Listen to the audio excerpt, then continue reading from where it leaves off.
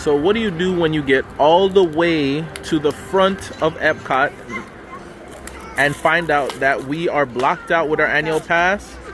You gotta have a contingency plan. What's that? The only thing from Joffrey's that I get, because I don't drink coffee, the Cronut. Follow us. You know when you go to Lowe's or Home Depot and you saw those really tall trees and you're always like, who has these?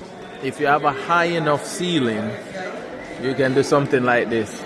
One thing you cannot do is come to the Boardwalk Inn and not visit the Weird Twins.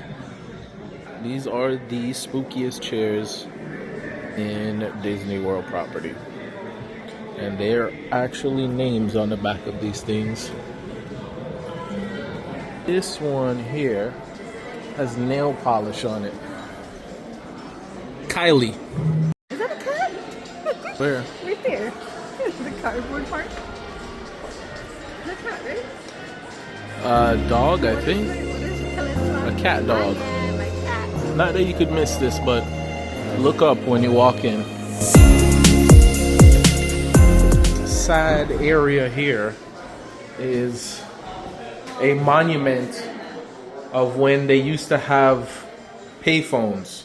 I actually don't understand why we don't still have payphones and why they aren't just digital.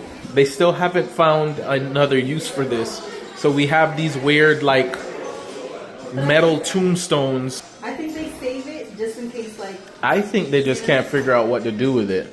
But I just really can't figure out why they haven't just made a payphone still a thing. So after finding out that our annual pass was blocked, which we weirdly thought we had looked up the week before, we just decided to come over by the boardwalk. So At the boardwalk, we'll be having some fun out on the boardwalk. Is that a song? yeah. Okay. So they have set up 4 movies under the stars.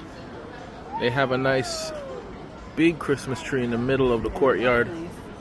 A couple people sitting out. It is a nice temperature right now. Right now. It's like chilly, just enough to make you feel like it's in the season, but not like ice cold yet. I'm gonna grab something to eat before we head on the Skyliner.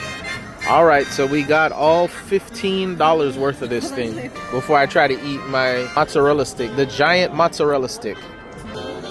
Bro,